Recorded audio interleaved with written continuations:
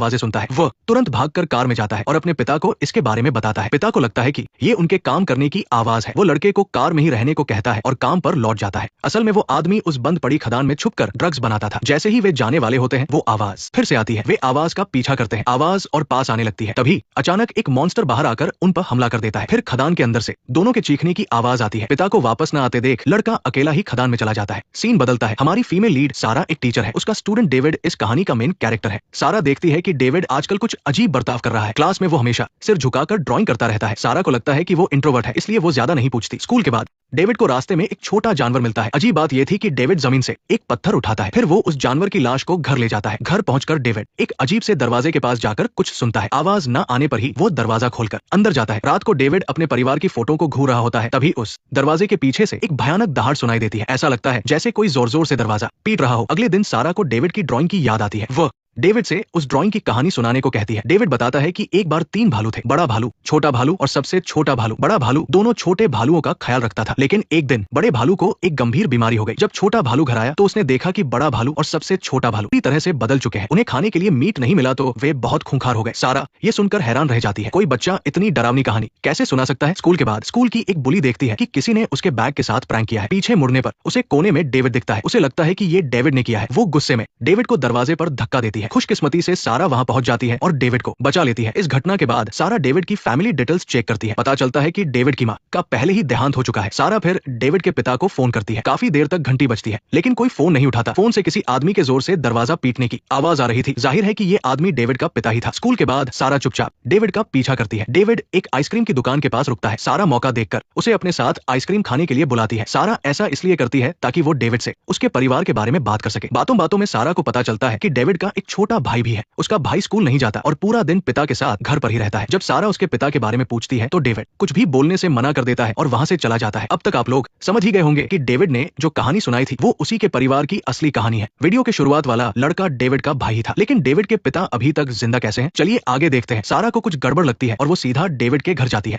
वहां पहुंचकर वो दरवाजा खटखटाती है, लेकिन कोई जवाब नहीं आता। फिर अचानक मेन गेट अपने आप खुल जाता है। सारा अभी अंदर गई भी नहीं थी कि घर के अंदर से जोरदार आवाजें आने लगती है। सारा डरकर तुरंत वहां से गाड़ी लेकर चली जाती है। रात को सारा बार बार डेविड की बातों के बारे में सोचती है। तभी सारा का पुलिस वाला भाई जॉन वहां आता है। सारा तुरंत जॉन से डेविड के पिता के बारे में पूछती है। पता चलता है कि जॉन उसे पहले से जानता है। डेविड का पिता एक नशेड़ी है। जॉन ने उसे कई बार पकड़ा है, लेकिन बच्चों की देखभाल करने वाला कोई नहीं था, इसलिए हर बार उसे छोड़ना पड़ता था। सारा उसे बताती है कि वो डेविड के घर गई थी और उसने वहां अजीब आवाजें सुनी। ये सुनकर जॉन बहुत गुस्सा होता है और कहता है कि उसका वहां अकेले जाना बहुत खतरनाक था। सीन बदलता है। डेविड कुछ खाना तैयार कर रहा है। थोड़ी देर बाद वो खाना लेकर एटिक में जाता है। जैसे ही डेविड खाना नीचे रखता है, अचानक एक मॉन्स्टर बाहर आ जाता है। मॉन्स्टर डेविड पर हमला नहीं